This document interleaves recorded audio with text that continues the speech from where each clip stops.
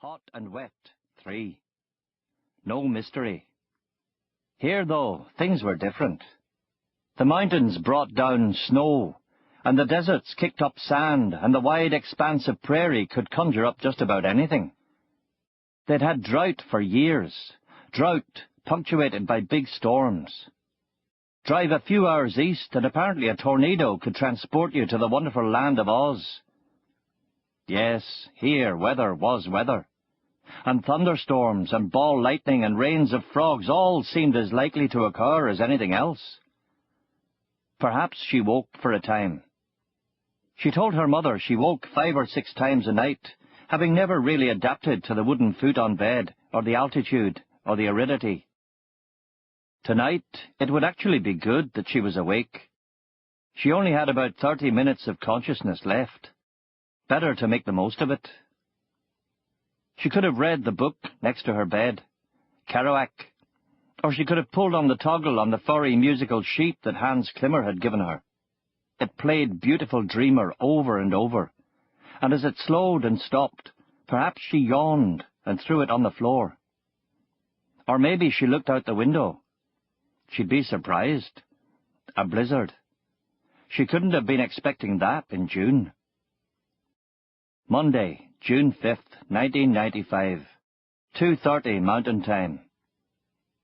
At precisely the same moment, it was raining in Belfast, and the man who would eventually find Victoria's killer was not up yet. Me. I was half awake in a boat I'd broken into at Carrickfergus Marina, a girl with me whom I'd met in Dolan's the night before. I was 24, underweight, bearded, pale and sickly, with black, curly hair that badly needed a cut. The girl, pretty, red-headed, skinny, and, unknown to me, only 17. At Carrickfergus Grammar School, a prefect, a member of the choir and scripture union, but rebelling and well on her way to dropping out, failing her A-levels, moving to Dublin, and becoming a singer, model, prostitute, junkie. Breaking and entering and plying her with stolen gin would do nothing to alter the course of this trajectory. And yet it was not such an illogical leap that 2 weeks later I'd be on my way west to the United States to investigate a murder that confused the local police. No, it wasn't so strange, because in fact I'd been a detective for the Royal Ulster Constabulary, Northern Ireland's police force. A copper for 6 years. A detective for 3 of those, and a DCDS for my last 6 months on the force. Those last 6 months, the key to my current geographical, moral, physical, and spiritual condition. Detective Constable, Drug Squad. The girl rolled over sleepily in the bunk, went back to sleep. I stroked my beard and lit the remains of her joint. I never smoked pot, never. It made you stupid. My drug of choice. But that's another story. Well, part of this one, but we'll get to that. Still raining, cold, pissing down. The boat stank. Why a boat? I couldn't go home. My father, retired from teaching math, always bloody there, and her house was out of the question. The marina had an emergency turnstile locked with a Yale standard. Easy. You break in and you find a boat that looks expensive. The bunks were narrow, though, and there was no way to get warm unless you turned on the power on the dock, but that would set off a light in the marina office. Suffer for your sin. I had things to do, but the rain had hypnotized me into apathy. I slid out of the bunk and went along the passage to the head. For it to work properly, you had to turn a cistern on, piss, pump it out, and turn it off again. A lot of effort. I went down there in my boxers, T-shirt, jacket, trailing a duvet, shivering, smoking. A notice on the wall, "Trust in God and keep your bowels clean, Cromwell." I regarded it for some time. Was it supposed to be funny? My brain felt addled. I looked out through the thick glass. Pissing was right. The sort of grey, heavy downpour chief constables pray for during riot season. Not that I cared about it, not anymore. Nope, all over, done with. I was no longer part of the solution, but had migrated to become part of the problem. I smiled. I tugged the blanket around me. I smoked and rested my head against the bog wall. Something troubled me still. Something I didn't want to forget. I searched my memory, and then the jacket pocket, but neither place revealed its mystery. Sleep on it, I told myself. I got up and walked to the chart table. I found the gin bottle and a square of Cadbury's chocolate from the night before. I threw the square in my mouth. Stale. I reached down again, found some fags and lit one. Climbed in the bunk next to the girl. Filthy habit, smoking in bed, for God's sake. I took a few puffs, coughed for half a minute, and added the cigarette to what I hoped was an ashtray lying down there.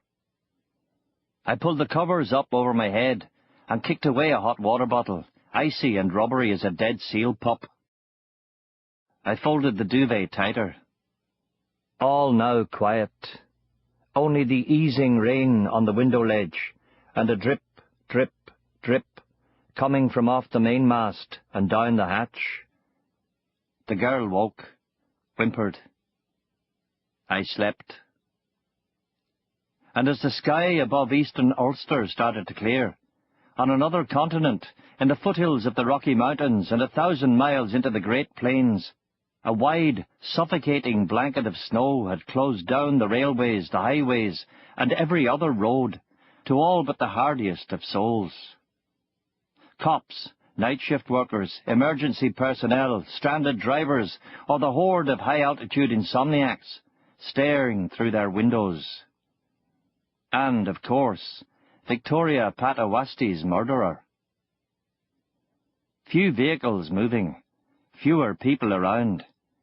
Everywhere, an eerie quiet. Denver smothered in low clouds, reflecting back the street and building lights, turning them sickly orange and neon red. Snow falling slantwise and hard, but then diminishing as the pressure systems rotated around themselves in enormous anti-clockwise ellipses. And in those moments of relative tranquility, from high apartment windows came the peculiar sight of the snow falling upward, bobbing on heat thermals and heading into some icy purgatory in those awful clouds. A truly impressive storm system that stretched from Canada all the way down into the Sangre de Cristos. Great swirls of low pressure that bounced off the Rockies and sucked up moisture from as far away as Puget Sound in the Gulf of California. The overnight man on the Weather Channel was dizzy with excitement. After a winter of drought, this was the biggest snowfall of the year. In fact, this was the biggest June storm since 1924. Snow in 6 states, 16 inches in Aspen, power outages in Utah, 14 airports closed, all the east-west highways. America effectively cut in two. Families trapped in cars, trucks overturned. El Niño, La Niña, global warming, instability, the end times, the second coming.